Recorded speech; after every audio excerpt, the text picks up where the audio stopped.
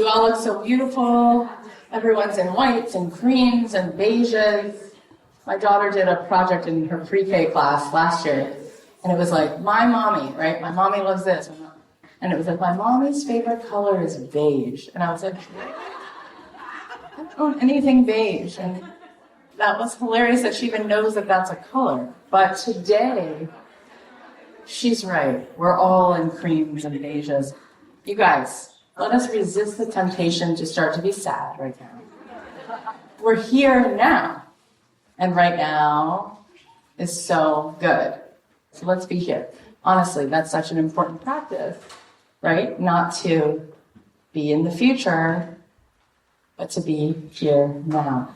And also to know that whatever we have conjured up within us that is feeling so good to be with here, you take that with you, right? It's your own magic that you are falling in love with. It's seeing the reflection of your highest self in every person. It's feeling flow. It's feeling a wider perception. It's feeling ease. And when you really trust that this universe and the way that alignment works is always working to support you, as it always is, then you will know that as long as you keep coming into this vibration, wherever you wind up, even if it's fucking New Jersey, you're gonna have a blast. That's right. And P.S., New Jersey is really pretty and like green. I went to my friends and I'm like, it's called the Garden State. I'm like, yeah, I didn't get it. I'm like, let's think of Newark Airport. And then I'm like, no, it's actually beautiful. So God bless New Jersey. So what we're gonna do today is a few different pieces. We're going to go a little bit deeper into the work today because we have learned so much that will support you. It's kind of like walking you into the ocean, and we can just go a little bit deeper, and now you're a little more comfortable, and then you can go up to your knees, and now you can go up to your shoulders, right? And so we're going to do an exercise today that's going to help you understand where some of this unconscious, mucky stuff might be. And again, the more you are conscious of where you go unconscious, the more you liberate yourself. All of the weight, all of the static, all of the resistance that's keeping you from a signal that's clear and better reception is in an unconscious belief or many unconscious beliefs that just really and truly like weigh you down. And when you become aware of those, you get to be free of them, right? You get to go in and recode the software. You don't have to run that program all the time. Because boy, that program is what gives us each such a different life. Right? Depending on how wide the aperture is in that program, how much is available to us because of that program, how much we're able to perceive because of that program. You guys are starting to really get this, right?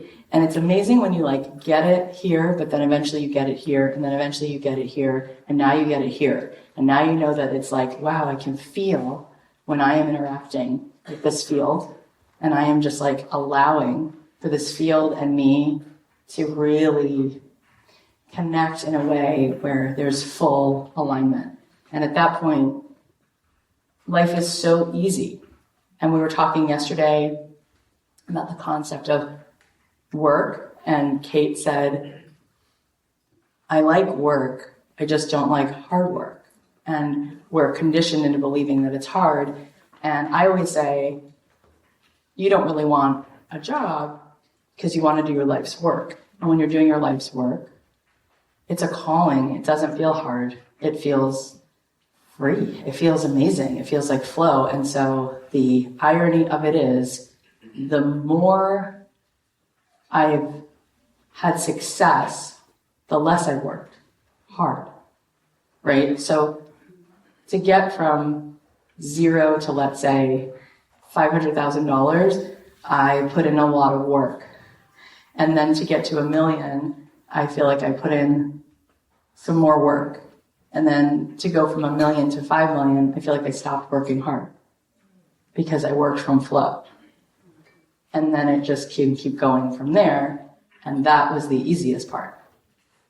Isn't that crazy? And that's true. I have easier friendships and more full friendships. And I watch these women move more into ease and print money literally print millions and millions of dollars from a level of flow, from a level of ease. So every time you're trying to figure it out, just know like you're going the wrong way. And every time you're moving from alignment, just know, no. This is the right way. This is the way we move.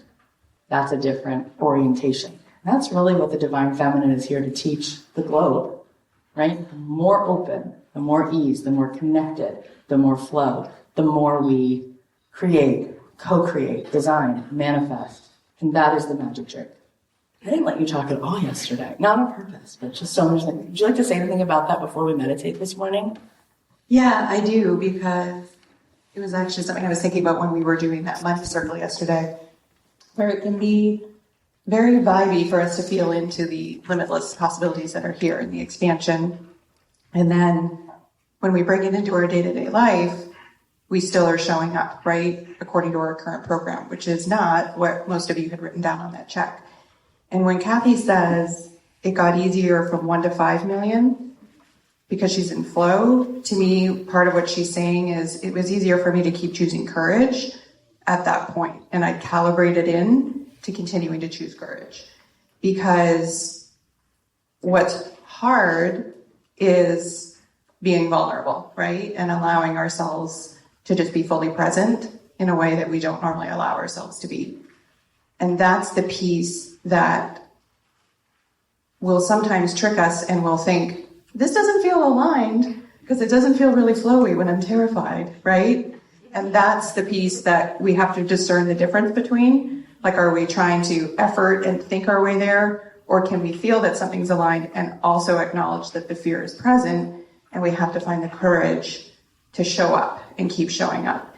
And then once you train yourself into that and you start realizing the anticipation of doing it is far worse than what's on the other side, right? Whatever you're imagining could be happening, then it gets easier and easier and easier to feel. I think what Cathy's talking about is just being more in flow. But there will be no moment where alignment is necessarily totally free of fear, right? Because that's our growth. That's the only place that exists. If it's just comfort, there's no growth in that. There can be enjoyment, but it's not leading towards those limitless dreams, right? Because there's no expansion if everything just feels safe all the time. So just notice that and just be aware of that when you are moving through and taking that action that has to be part of creating the change. Yeah, a friend said to me, I can't leave my job even though I have such a clear vision of what I want to do. And she has the kind of job where she even has savings because she's like worked in corporate, and she makes, it's amazing where people get stuck and it's all fake, it's all made up, but it's like she makes $250,000 before taxes, right? And so she's like, that's so much money and I can't leave it, even though she has money in the bank saved and da-da-da-da-da. And she goes, I just need the certainty that somebody's paying me this check. And I said, gosh, that's so interesting, because my employer is wherever my vibration is, because energy is energy. And so I just know if I'm in flow and I'm full and I'm expanded, there's no way I will not be powerful enough to hold more that comes in. And it just comes in through the atmosphere, through the energetic field. So all I really have to do is attend to that vibration. And that's the only thing I actually have control over. I don't have control over anything else. I mean, my husband worked at Fox Sports. He was an in-house, he was vice president of business and legal. And he was there for 14 years. And then Fox Sports got bought by ESPN, got bought by Disney. Disney owns ESPN. And just like that, they were like, sorry, not sorry, you're fired. And he didn't do anything wrong. There was a redundancy. They already have legal at ESPN. And so they did give him severance, but there's no certainty whatsoever. And he didn't build anything for himself. Like, if you even look at it through like this practical lens, which I don't even know what the word practical means. The only practical thing is, how do you fucking feel? And do you know practically how to feel better in every now moment? But what people will call practical is like, what's practical about working for somebody else and not building anything for yourself? and not having a way in which the world has now gotten to know you. Because as long as you are beating a heart and as long as you are here, you've got you, right? You're invested in what you offer in the world of business, whatever that means. Meanwhile, our business is being in our flow and in our purpose. So that's even more reason why it's so impractical to not be in your purpose every single day of your life.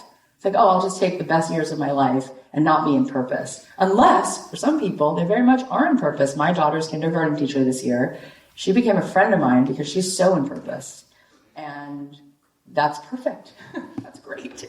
She's got it. She's really, really fulfilled and happy. So done. But he wasn't necessarily that way. And so I said to this friend, I was like, wow, it's like if you only knew that the more you're able to fully be what God created you to be. And I was talking to Elisa about this morning because last time I saw Deepak, he was teaching us all how to do Reiki. And he said, listen, this idea that someone else is the only person who can do Reiki, that doesn't make any sense. We are each built as a vehicle that's a receiver that can receive divine love and give it. Every soul. That's how we're built. That's our capacity. It's like every Tesla is built to do a certain thing. You might not know you have that ability. You might not connect to it. You might never take your Tesla out of the garage, but it runs the same way every other Tesla runs. It's built that way. And so he was teaching us all, how you can just open your heart. And this is what we do at Joe Dispenza retreats is we do coherence healings. We just open up our own reception to be a vehicle for energy and love and compassion. And we send that energy in the room and it changes the water in the room. And we watch that and it changes how people are in their own well-being. And we watch that because let's face it, we're mostly water. And so if we can change water in a fish tank, which we all watched ourselves do, we can also change a person just through love itself. And there's so much that they're doing now. I mean, they're doing clinical trials with sound treatment with cancer patients. And it's amazing because everything's vibration. So everything emits a vibration. And there's a way in which we can counteract a certain vibration with another vibration and create harmony. And then they're watching these masses in people's bodies just disintegrate. Isn't that awesome? It's beyond awesome. The advances that we've made in the last 30 years, I mean, we've gone, the total amount of time humans have been on the planet, we've gone light years in 30 years. That's how fast we've gone from understanding vibration, from understanding what Einstein gave us, and now using what he gave us in every realm. And it's awesome. So we each have within us the same equipment. We can actually be a vessel for more expansion, for more energetic. But you have to be coherent, because if you're operating from the intelligence of your ego, you block all your energy reception. You're all static. I think I told you that they've done a study with a magnetometer and they put it on different eggs, goose eggs, reptile eggs, and every time they'll put the magnetometer, they'll see there's a minus at the feet and a plus sign at the head. And a plus and a minus makes a magnet.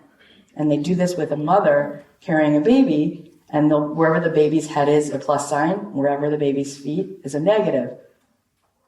The only time they don't see that is in human beings who are in fight or flight. It's negative, negative. There's no plus sign, which means there's no magnet. You're out of the magnet. And again, that's the free will.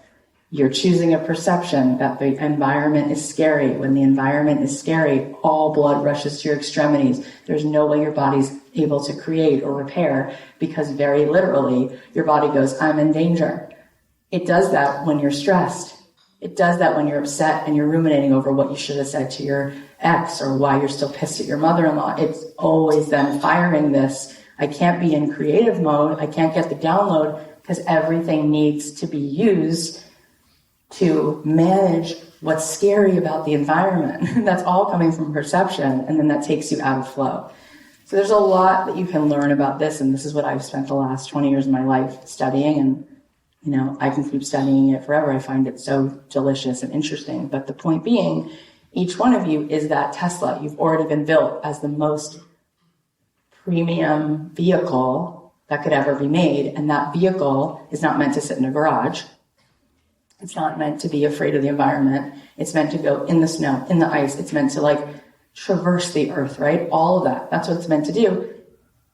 As a metaphor, what I'm saying is you are meant to find a way to allow yourself to hold more energy, to expand your aperture, and in order to do that, you have to perceive wider. You have to see further. You have to see reality as it is. You have to see the now moment. All potentials are here. Therefore, what happens to your body? You get super excited. You get super in divine consciousness. You start getting downloads because all of a sudden you see things as they are. It's like somebody took off these old glasses and now you can actually be plugged in. And when that happens, that's called your focus. Now your focus is leading to a higher vibration. And then that's the only thing that will print that money. That's the only thing that will print that relationship. That's the only thing that will print the synchronicities in your life. So that's what we're doing when we take you out of your life and we say, let's go on a retreat. We want you to retreat from the conditioning of your past. Because you're living the past. You're living Groundhog Day. You pretty much get to the same happiness set point every day. Then you go right back down to the same low point. Your cortisol levels are neuropathways in your brain that are predetermined by you because you've repeated them over and over and over. But when you take a retreat, you immerse yourself in something that starts to feel coherent. And what happens is you start firing new neuropathways in your mind. Then when you go back, you get a little bit of this like, how did I fit here? This doesn't feel right.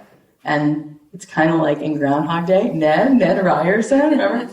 And what will happen is you'll have your Ned Ryerson, whether it's your daughter waking you up in the morning, running into your room, or stubbing your toe on the Legos that your son left on the living room floor, or your husband, like, why do they take an hour shit? Why do they do that? Like, I birthed children in less time. So you'll have your own things like that. And then those things will signal the old neural pathway and you'll go right back into like the story. I have to do everything myself. Nobody gets me. He's such a lazy piece of... Oh my God, like Cathy's inner monologue is really bad. No, but like you have moments, right, where you're just like, whatever that is.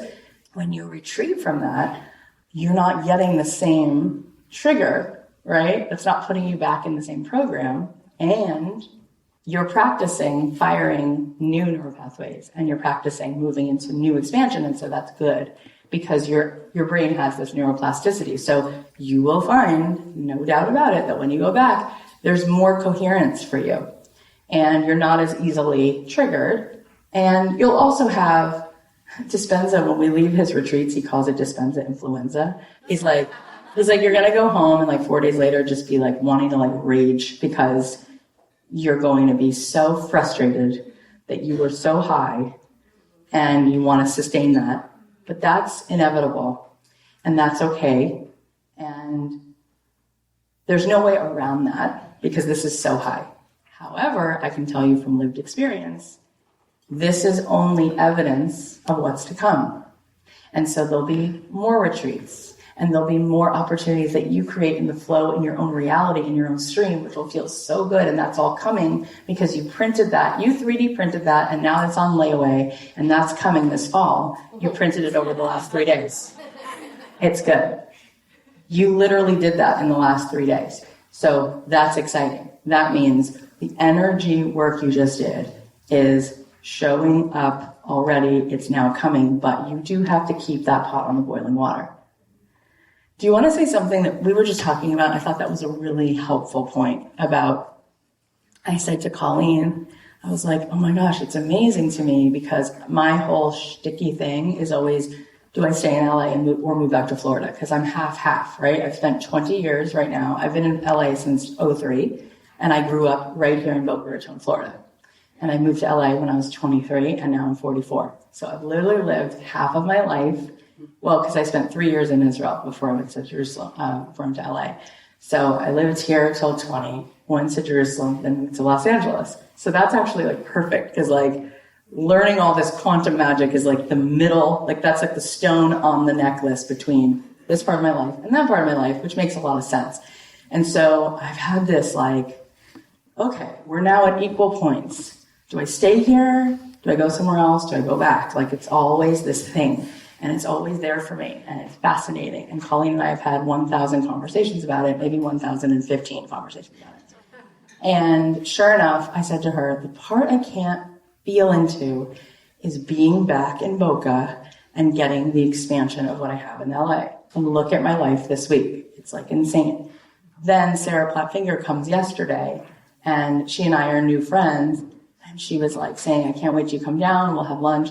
And she calls me last night and she's like, can you meet Thursday? And we started having this conversation about what we want to build here, like what we could build here, like a center. And Deepak would be involved and he would teach her because she wants that. And she's like, you're it. You're the person. We're doing it in Boca, blah, blah, blah, blah. And I'm like, wow, that's amazing. Like, that's amazing that like there could be even more than whatever Tinseltown kind of like gives you. There's definitely an element of elevation in Los Angeles. It exists. And also there's distraction there. Jason Mraz, who's a friend of mine, said to me, he's like, quite frankly, he's like, I was in LA until I realized all the parties, because you go to a lot of good parties, they're fun. He goes, it was actually distracting me from my work. And so I needed to move.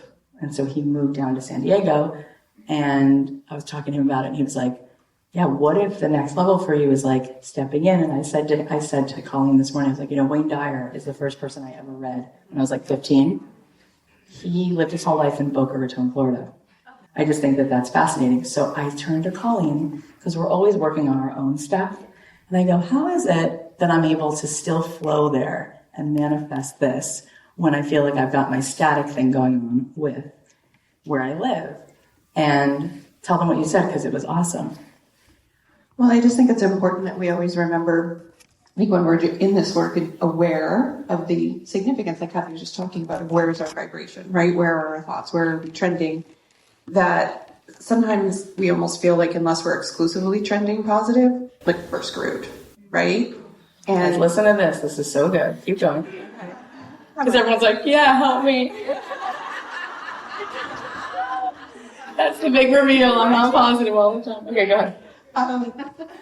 Well, the funny part is there is no big reveal except that that's how it's supposed to be, right? There's never going to be a moment, period, where you're like, quotes, fully in alignment in every area. Unless you go through the death experience, and that's what it is. Yeah, and then you get that. Pure but in positive. This incarnation on Earth, and it's not supposed to be anything other than that. And I do think it was helpful because, since we're all just talking about our lives, so in April, when I had gone through this breakdown, with Helen, this 3-day epic. She's like, I don't know why I'm crying. Yeah, I can't stop crying for 3 days. I was like, I'm so happy for you. And one of the things you had said to me though was, can you just allow yourself to be with that, because that is the coherence in this moment, right? Even though normally we might think 3 days, seriously, I'm not talking minor here, right? It's intense. And it's true. It's just it's the presence with yourself, right? And as long as you're not repeatedly feeding it with thoughts and panic, right? And driving it in that sense, the experience itself, you just need to be present with and allow that and kind of roll with it. And so I think the more that we can just allow for, like we say, those parts of ourselves, and you just have to have the awareness of when you are getting pulled into actual pattern. And when you're just ooh, this is contrast, it's here for this, but it doesn't detract from your capacity to allow in at the same time. Yeah, and so what I want to just add is what I loved about that is she was essentially, you just said it so beautifully, and I'm just adding, what I loved is you were saying, listen, yes, you're still able to manifest on that level because by and large, your vibration is so net positive. It doesn't have to be, because it never will be. And I was like, you're so right. It's so true, right? So what's exciting about the way the universe is made is that it is there to constantly rally and support, because it's moving you into the way you're designed to help the entire ecosystem by being you when you're thriving. So it's not net neutral, it's net positive. So even if you're thinking you're mucking it up because 70% of your day you're in the muck, rehearsing and re-rehearsing yucky stuff, scarcity thoughts, whatever, but 30% of the day, you're really in flow. That 30% of the day will create the kind of life for you that will make your jaw drop. And so I am living proof of that in the sense I definitely have my moments where I'm just like in it, just whatever that is. But I have a really big chunk of every day where I'm like this. And I think that's so exciting because it's basically saying what I often say is a C is a passing grade. If you can get to 75%, that means I'm going to give you permission to have 25% of the day where you just fucking rage. I'm not even kidding. Like, you can have 25%. It's kind of like, oh, this is exciting. It's kind of like I'm putting you on a really healthy weight loss journey. Where I'm like, you can eat the brownies, you can eat the cinnamon, as long as 75% of your decisions are healthy decisions. And then you're like, I think I can do this, right? As long as she lets me eat that one thing like I can't not have. And I am saying that. That's what I am saying. As opposed to you leaving here going, there's no way I can do this because I've practiced this low vibe in this one area for so long, I just can't let go of it. And I'm saying, no, meet me over here. Give me this much of your day where you are going to be focused. You're going to focus your awareness. You're going to focus your attention. You're going to show up for yourself in the way that feels like you are in flow with your highest and best. And just watch. You will become a master manifester. You will become a master. People will say, what did she do? What has she done? Who is doing her hair? Look at her boobs. Her boobs look better. You'll have good boobs, okay? Enjoy them. So what we're going to do today is we're going to meditate now, and we're going to wake up all our energy chakras, and then we're going to do this exercise. And now I want to just tell you about this exercise based on perfect what you just said. You know, Colleen is one of those people who, she's such a student of this, and she's such a student of Esther Hicks and all of that stuff that she can sometimes, just like I can, like, want to avoid anything that's negative because she thinks in certain moments that that's good, even though that can be toxic and spiritual bypassing. And so that was a really cool realization, I feel like, that you had.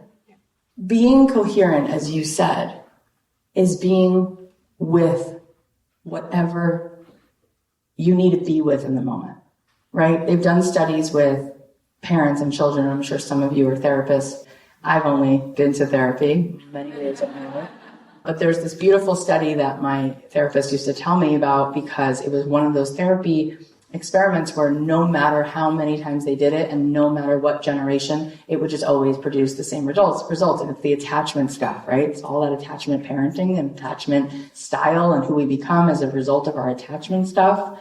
So this was really powerful for me because it talked about mothers and how if a mom has a child who in the moment is flooded because the kid is scared, the kid is upset, if the mom does the distract the kid, just look over here, take a lollipop, the kid actually gets more aggravated inside. They do studies and they're like, it's not really working. It might look like it's working. It's not actually working at all.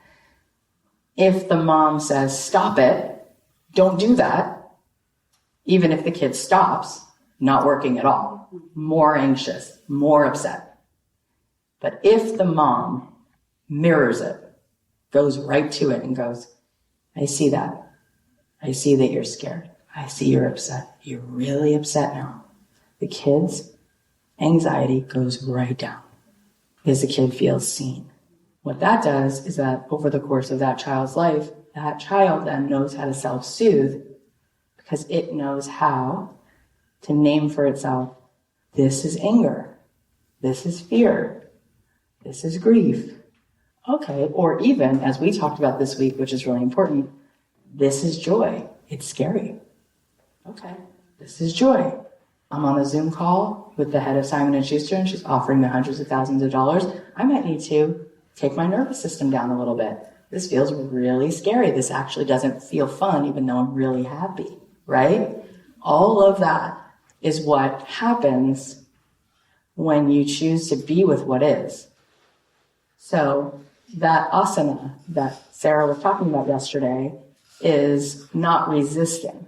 And everything we are looking for in our partner, in the work we want, in the reason we want to go to XY retreat or whatever is we're hoping to find this wholeness and this peace that comes when the mother looks at the kid and goes, I see this. I see that there's a lot of, you're really happy or you're really scared, whatever that is. We have to learn how to do that for ourselves. We have to learn how to do that. And part of my process of waking up and becoming more conscious wasn't just having all these awesome experiences in Jerusalem and with Joe Dispenza and going with him to his lab and all this stuff. It's also been the courage over the last 23 years to sit in moments that are extremely painful and sit beside myself and go, I don't even know how to articulate what this is, but I just need to cry because there's a feeling here that just feels like it needs me to feel it. And then it goes away. And that's why I told you to read the book yesterday, Women, Food, and God. That's what the entire book is about. It doesn't matter if your thing is food. That's why I told you about it. I was like, it's really just about feeling feelings that you don't want to feel. And so you can substitute the food for work, being on your phone, whatever your addictions are. But it's really helpful in helping you understand that the feeling is actually not going to hurt you. It's resisting the feeling that hurts, because then you don't feel integrated with self. And then you're constantly looking for something outside of you to fill up and heal what's inside. And you become such a more magnetic being when there's coherence. It's like acupuncture, right? You put the needles in, and what does that needle do? Well, metal is a conductor for energy. So those needles go in and it moves the energy wherever the energy is blocked in the tissue. That's why it works. We have energy stuck, right? Because there's sadness. And we just decide, I'm not going to deal with that. And then you think, I'll be able to manifest. It's like, well, there's a block here. This hose can't really get water because there's something stuck in it. And so part of the spiritual process is being willing to just sit with that river and go, I'm a witness and it's all good. And I'm witnessing now sadness, or I'm witnessing joy. Ooh, that one's scary too. Whatever it is. Witnessing without judgment, whatever needs to be witnessed. And that's what you went through. And that's what we all, when we're available, it's part of being more of a master in this life of co-creation. Okay, guys, you're good? You got your index cards, right? Okay, so listen to what we're going to do. This is yet another exercise where you won't be talking to each other. And what we're going to do is this. You are going to use the front and the back of the index cards. Each side will represent a different person, okay? And what I want you to do is I want you to choose for as many index cards as you have front and back. So if you have 3 index cards, you can choose 6 people, right? Because you have a front and a back. So however many index cards you have, that's how many people you get to choose. And these are going to be people from your family tree preceding you or adjacent to you. So it could be mom, dad, dad's parents, or one of mom's parents, one of dad's parents. Could be you, your mom, a sibling. It could be you, your mom, your grandmother, her mother. You can choose because there's so many people. I mean, we could all just keep going here, here, here, here, and here, but you're going to choose as many as you have. And what you're going to write down is just like a list, stream of consciousness, the gold and the gunk, right? The good stuff that got handed down and the yucky stuff. And it's just going to come. You'll notice you're going to put the name of the person, like my Aunt Sherry. That's my Aunt Sherry. And then I did this exercise when I first did it, and I was like, oh my gosh, she's so driven. Oh, I love that about her. Oh, she's so artistic. And then it was like, oh, she's judgmental. Oh, you know what I mean? Hope she's not listening right now, but so she is judgmental. Anyways, but it will come. Believe me, you'll know what they've handed down. What's the gold? What's the gunk? And for some people, there'll be a lot more gunk than gold. And for some people, there'll be a lot more gold. But either way it kind of comes to you, I want you to try to find both. So even if you have a really rough relationship with your father, what is good about that? Is it the relentlessness that you got because, whatever it is, or whatever the one quality he had that was actually admirable? Because there is no person, well, there's probably a few in history that were complete evil bastards, but most people, especially in our families, are probably a complex mosaic of a lot of things. And then there's something else on your table, and I'll tell you what to do with those after. I'm also going to suggest, when I did this, I didn't use 3 or 4 index cards. I used probably 8 index cards because I found it fascinating to go not just my grandparents, but my grandmother's mother. And why I'm saying that is because A, you have a notebook, so you can go as many as you want. And B, why I like that is because I never knew my grandmother's mother, but I knew what I knew about her. And that wound up being really important. So like, I knew that she died young. I knew that she sacrificed. And then I was like, oh my God, this woman who I never met is so much a part of my life, right? Like really. So what I would say is, I'm going to give you the time. It's going to be worth it. You're being held by the most beautiful, loving group of souls. And we're going to process it after, and we're going to do something with it. And I think it's going to wind up being really, really powerful. So if you want to go further, pull out a sheet of paper, divide it in half, make your own index card so that you can add to the people. And they don't have to be people you knew, as long as it's somebody you knew something about, or what was passed down to you about that person. And it could even be one word, right? If that's all you knew, that would still be helpful in what we're going to do with it. Are you guys clear? Okay, go for it. Now that you started, I want to instruct you, now that you have kind of a baseline, I want you to go back to the people you've already done and the people you will do, you're going to add. What was their relationship to money? Just make sure you add that. What was their relationship to money? Okay, again, you're not done. I'm just going to give you one more instruction. We're building this. I want you to separate the men from the women, whoever the women are. I want you to add, what was their relationship to possibility, to dreaming? What was their relationship to their finding what's possible, experiencing their dream? As we're finishing all this up, and then we're going to move into the next part of this. This is like a multi-layered thing. So go back. What was the relationship to money for everyone? And then for the women specifically, in addition to that, what was their relationship to possibility, to dreams fulfilled? All right, so here's what you're going to do on the cards now, okay? Now you're going to go quiet in your own little reflection for just 1 minute. On the cards, I want you to circle the things you no longer want to consciously or unconsciously hold from these people, okay? Circle the things you no longer want to consciously or unconsciously be holding, okay? Circle those, take a second, and then I'll tell you the next step. And then I want you to separate again the men and the women. Once you do that, so first step is circle the things you don't want to hold. Second thing is you're going to separate the men and women, and then we're going to do something with that again. When you look at the stories of the women, I want you to take a piece of paper from your notebook, and I want you to look at these women that you wrote about. And if you were telling a story about this group of women, and you had to find what was the theme of these women, what's the same about these women, what would be the story you would tell about this group of women? What is the same? There might be tens of things that are different, but there's something that's the same. If you had to tell a story about these women in 3 sentences or 4 sentences, but something brief, what's the narrative of these women? What's the story you would tell? How would you describe their life, their journey? 3 or 4 sentences, brief description. Something that's true about them all. Okay, when you're done with that, I want you to go back to the things that you circled, and then I want you to pick the things that are the biggest things that you circled that really stand out, and I want you to double, triple circle whatever is the biggest things. I want you to pick however many there are that are like the biggest things. But I want you to distinguish, because the more specific we are, the more we're really able to tap into the unconscious mind and reprogram it.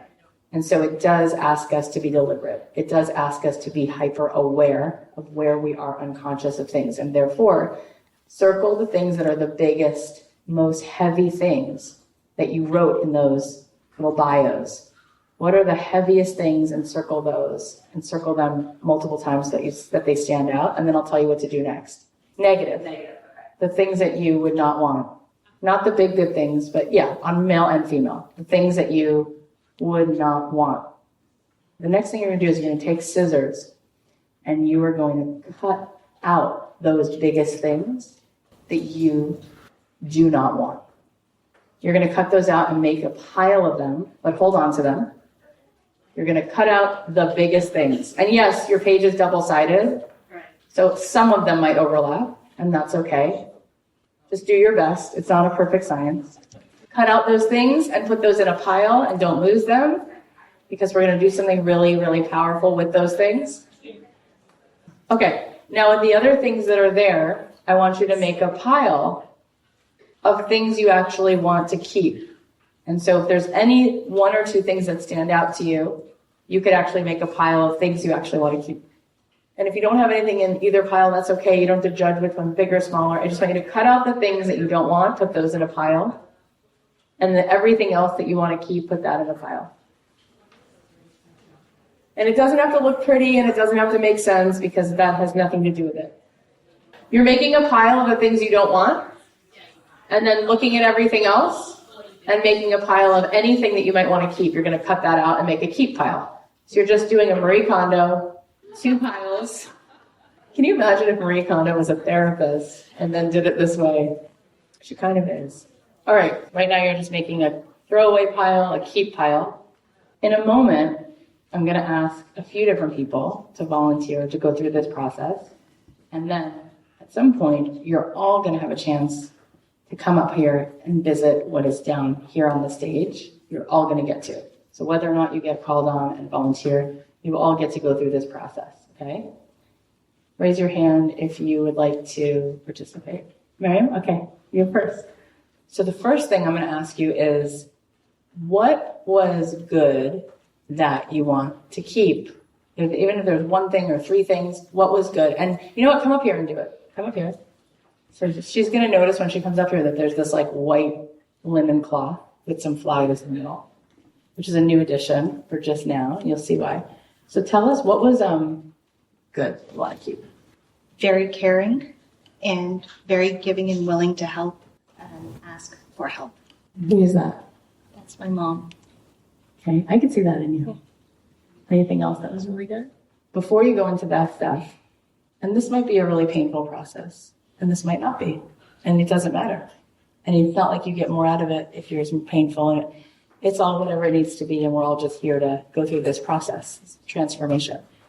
What did you notice, first of all, about looking at different people in your family? What did you notice? That the apple doesn't fall far from the tree. So tell us a little bit about the things that you realized were themes or through lines for people in your family that they had unconsciously passed down to you. It's the martyrdom, that constantly check temperature in the room, make sure everyone's fine, be that doormat. Possibility was, for women, was not an option, only through marriage, marrying rich and waiting till the kids, you've had them and they're settled. Then it's your time. And what were people's views about money? Because I had to go back and make sure that you remembered whatever you had seen that be. What did you see? That was an eye-opener. The lack mentality is like, we don't need money, we just need enough. And if you got money, you give it away. I see that in myself too. Okay, so everything's just symbolic, right? And symbolism is beautiful, which is why it's used in so much religious ritual and so many things, because the more we have a felt sense experience of something, because words don't teach, it activates in us things that move consciousness, because everything's just consciousness. So this white cloth, so this represents the divine. This represents God. He's the one who needs to hold that, not you. So just put it there. And now stand here. And now I want you to say to the divine, To the divine, I'm giving this to you. I'm giving this to you. It was never mine to hold. It was never mine to hold. And you're a much better God than me. And you're a much better God than me. Now stand over here. Now, since we're all plugged into God all the time, you can't be separate. Close your eyes. Stand over here. What does he want to tell you about this? Let go. You're more than this. You're amazing. Good job, Mary.